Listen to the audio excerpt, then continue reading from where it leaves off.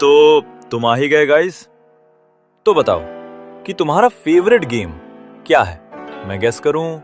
हाँ, और क्या, BGMI और इसका बड़ा भाई PUBG एंड इसका competitor FRE fire and other battle royal game.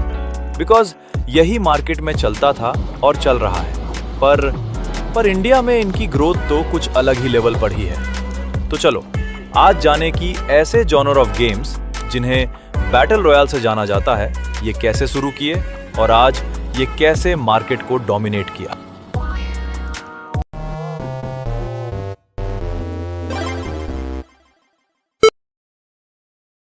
तो इन सब की शुरुआत होती है, वैसे तुम्हारे हिसाब से कौन सा शूटर गेम सबसे पहले आया होगा? अगर तुमने डूम 1993 सोचा है तो तुम गलत हो, क्योंकि इनका गॉडफादर तो स्पेस वॉर नामक एक गेम है, क्योंकि ये 1980 के दशक में आ गया था और इसे खेलने के लिए ऐसे इतने बड़े सेटअप की जरूरत पड़ती थी। लेकिन जिसने डूम कहा था तो वे पूरे गलत नहीं थे, क्योंकि FPS में रेवोल्यूशन लाने वाला यही गेम था। अब आप लोगों ने जान लिया कि फर्स्ट शूटर गेम कौन था, पर अब ये देखते हैं कि फर्स्ट बैटल रॉयल गेम कौन था। अब आ चुके ऐसे सेक्शन में जिसका आपको बहुत बेसब्री से वेट होगा, द बैटल रॉयल। यही जॉनरा जिसने एक समय में पर पूरे गेमिंग कम्युनिटी पर डोमिनेंस पाया था, खासकर इंडियन गेमिंग कम्युनिटी, क्योंकि ये मार्केट में कुछ नया लेके आया था। लोग तो तब बहुत सरप्राइज थे कि ऐसे भी कोई गेम आएगा। मैंने आपको समझाने के लिए बैटल रॉयल के एरा को 3 पार्ट्स में डिवाइड किया है: एक्सपेरिमेंट, अराइवल, पॉपुलराइज्ड, प्रेजेंट। तो इस समय बैटल रॉयल का ज्यादा क्रेज नहीं था, लेकिन 2013 में अरमा 2 नामक गेम के लिए एक मॉड बना जिसका नाम था DayZ। इसी ने ही बैटल रॉयल के कोर मैकेनिक्स जैसे पैरासूट से लैंड करना और सप्लाई कलेक्ट करने जैसे कई मैकेनिक्स इंट्रोड्यूस किया था। सो मार्केट में BR नाम का जॉनरा इंट्रोड्यूस हो चुका था, तो इसका तो कुछ होना ही था। तो सबसे पहला स्टैंड अलोन गेम जनवरी 2015 में निकला, जिसका इनाम था H1Z1, और लोगों ने इसको पसंद किया। और फिर इस जॉनरा के ऊपर बड़ी बड़ी कंपनी जैसे एपिक गेम्स, टेंसेंट और क्राफ्टॉन एंड गरीना, हाँ वही फ्री फायर बनाने वाला स्टूडियो, जैसे कंपनियों को इस पर इंटरेस्ट दिखा और फिर गेम बनाया भी।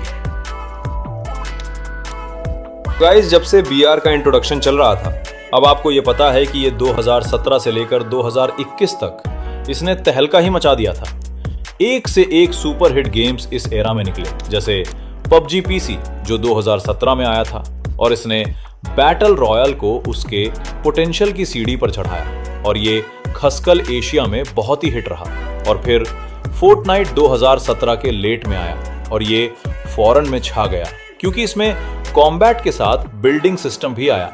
और जब गरेना स्टूडियो को मौका मिला तो उन्होंने 2017 में आप लोगों का पसंदीदा game the great free fire launch हुआ, पर मोबाइल प्लेटफॉर्म में। इसका लो एंड डिवाइस के लिए ऑप्टिमाइजेशन और मोबाइल पर पहले आए, यही इनका सक्सेस का रीजन है। फिर PUBG मोबाइल 2018 में आया, इसका भी बोलबाला था। वैसे एक बात हो, इंडिया का मोस्ट डाउनलोडेड फ्री फायर बना था, वो भी 1 बिलियन प्लस डाउनलोड के साथ, और ये एरा BR का पीक था। तो अभी तक जितनी अपने तारीफ सुनी, तो आपको लग रहा होगा कि इसने आगे भी बहुत सक्सेस पाई होगी। सच बोलो, यू आर रॉन्ग, क्योंकि इसके बाद इसकी हालत खराब ही हो गई। क्योंकि इंडिया में जहां सबसे ज्यादा PUBG और फ्री फायर के प्लेयर्स थे, वहां से ही दोनों गेम बंद हो गए। और फिर जब लोगों के फेवरेट गेम्स बंद हो गए, तो बैटल रॉयल गेम्स के मेजॉरिटी प्लेयर्स कम हो गए।